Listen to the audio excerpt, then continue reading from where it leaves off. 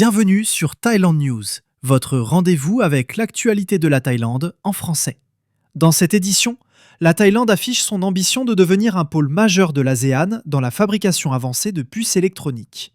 Un responsable du Sénat rassure sur la procédure de conciliation lancée par le Cambodge dans le cadre du différend maritime entre les deux pays. Les trains vers Chiang Mai reprennent après un glissement de terrain près de la gare de Khun Tan. À Pattani, une ferme solaire est visée par un incendie volontaire, la deuxième attaque contre une installation énergétique dans la province en une semaine. La réouverture de Xinke-Yuan Steel relance les inquiétudes sur la sécurité de l'acier produit avec des fours à induction. À Sakon Nakhon, un élève menace une enseignante avec un couteau avant d'être maîtrisé par un gardien. À Pattaya, un chauffeur de taxi-moto affirme avoir été agressé par des touristes étrangers après leur avoir demandé de déplacer leur moto. À Phuket, les sauveteurs alertent les baigneurs après la découverte de physalie sur plusieurs plages.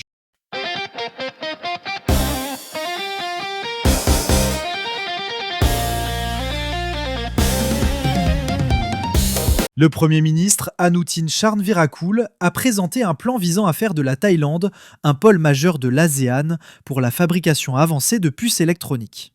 L'objectif est de produire des semi-conducteurs made in Thailand d'ici 2050. Pour soutenir cette ambition, il a signé un décret créant le Comité national de politique sur les semi-conducteurs et l'électronique avancée. Ce comité accompagnera le développement de l'industrie des semi-conducteurs, mais aussi d'autres secteurs d'avenir, comme l'intelligence artificielle, la robotique et l'énergie propre. Le gouvernement considère les semi-conducteurs comme essentiels à la croissance économique à long terme. Il veut attirer les investissements, développer les capacités nationales et renforcer la sécurité des chaînes d'approvisionnement. Le plan prévoit 2500 milliards de bahts d'investissement et la formation de plus de 230 000 travailleurs hautement qualifiés. Le comité sera présidé par le Premier ministre avec le vice-premier ministre Ekniti Nititam Prapas comme vice-président. Il devra définir les grandes orientations, examiner les projets, suivre leur mise en œuvre et rendre compte des progrès au cabinet. La Thaïlande s'inspire notamment des stratégies de Singapour et de la Malaisie, tout en tenant compte de la concurrence du Vietnam et des Philippines. Malgré une industrie encore jeune, le pays estime disposer d'un fort potentiel grâce à ses infrastructures, sa main-d'œuvre qualifiée et sa base manufacturière. Le président d'une commission du Sénat thaïlandais a voulu rassurer sur la décision du Cambodge d'utiliser la procédure de conciliation prévue par la Convention des Nations Unies sur le droit de la mer, aussi appelée UNCLOS. Le sénateur Nofadol Inna a expliqué que les recommandations issues de cette procédure ne seraient pas juridiquement contraignantes pour la Thaïlande. Selon lui, ce mécanisme ne donnerait pas le pouvoir de décision à une tierce partie et ne remplacerait pas les négociations bilatérales entre les deux pays.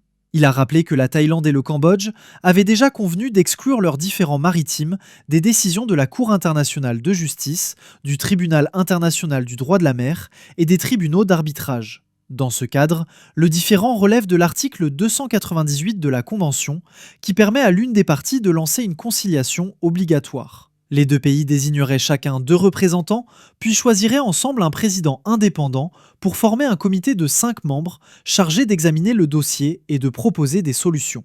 M. Nofadol a précisé que ce mécanisme avait déjà été utilisé dans un différend entre le Timor oriental et l'Australie, parallèlement à des négociations bilatérales. La Thaïlande et le Cambodge pourraient devenir le 2e cas au monde à y recourir. Il a toutefois souligné que la Thaïlande privilégie toujours les discussions bilatérales et resterait libre de rejeter toute proposition contraire à ses intérêts. Selon lui, la Thaïlande pourrait aussi bénéficier des principes établis en matière de frontières maritimes, car Koh Ket dispose d'une mer territoriale reconnue de 12 000 nautiques, soit 22 km, ce qui limiterait l'étendue des revendications concurrentes.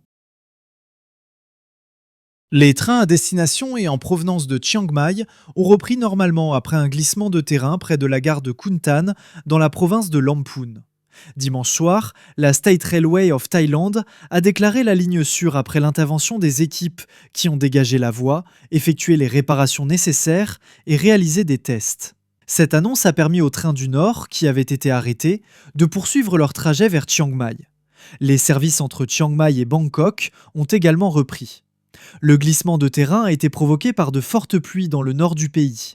Il avait bloqué la voie à l'entrée du tunnel de Kuntan, à Lamphun, dimanche à 17h18. À Patani, des incendiaires ont détruit une grande partie du stock de panneaux solaires d'une ferme solaire exploitée par Gunkel Solar Power Generation Company dans le district de Yaring.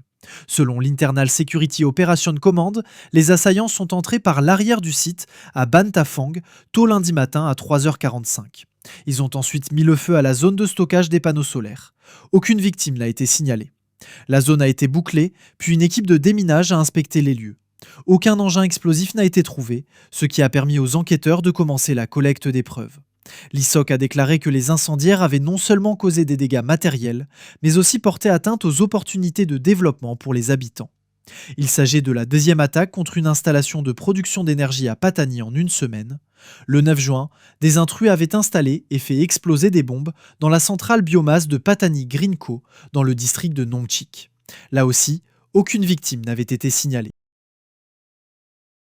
La réouverture de Xinke-Yuan Steel en Thaïlande relance les inquiétudes autour de la sécurité de l'acier produit avec des fours à induction. Cette entreprise chinoise avait été fermée pendant plus de 18 mois pour des problèmes réglementaires, environnementaux et de sécurité. Le gouvernement affirme qu'elle a corrigé les manquements et qu'elle devait donc être autorisée à reprendre ses activités selon la loi. Mais plusieurs experts restent préoccupés. Ils estiment que l'acier produit avec cette technologie peut présenter des variations de qualité si les contrôles sont insuffisants, surtout lorsque de la ferraille recyclée est utilisée. Le sujet est devenu encore plus sensible après le séisme du 28 mars 2025 et l'effondrement du bâtiment du State Audit Office qui a fait près de 100 morts. Les enquêtes n'ont toutefois pas encore établi si la qualité de l'acier a joué un rôle dans la catastrophe. Le gouvernement promet davantage d'inspections et des contrôles plus stricts. Mais pour les ingénieurs, il faut aller plus loin avec des normes spécifiques et des limites d'utilisation pour les bâtiments critiques, les tours et les infrastructures publiques. Même si la réouverture est légale,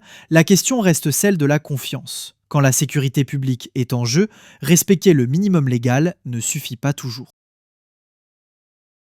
Un élève de 3e année a menacé une enseignante avec un couteau avant de la poursuivre dans une école du district de Mueang, dans la province de Sakon Nakhon.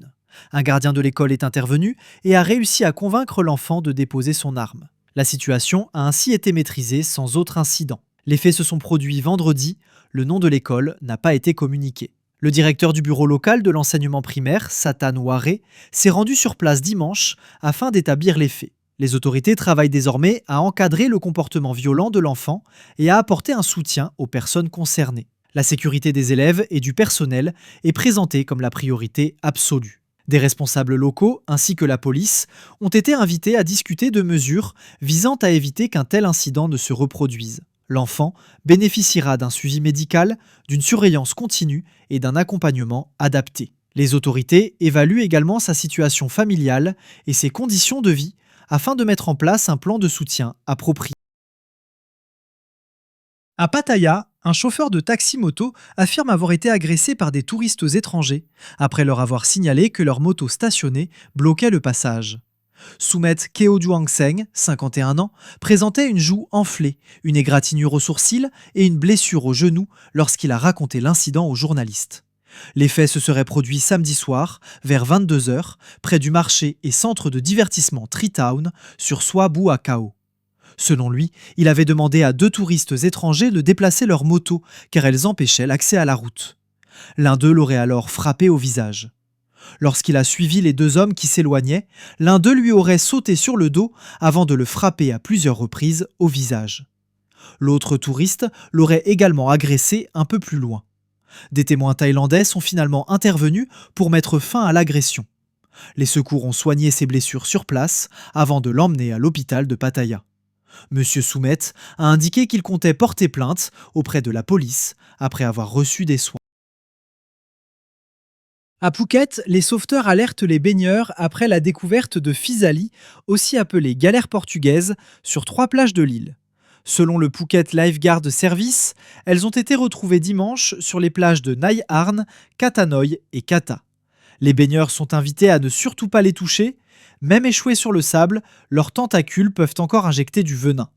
Leur piqûre provoque une forte douleur brûlante et peut entraîner une réaction allergique sévère. Le venin peut aussi affecter le système nerveux et le fonctionnement du cœur, mais il est rarement mortel pour l'être humain. Merci d'avoir regardé. Abonnez-vous pour ne rien manquer de l'actualité en Thaïlande et partagez autour de vous. À demain, même heure.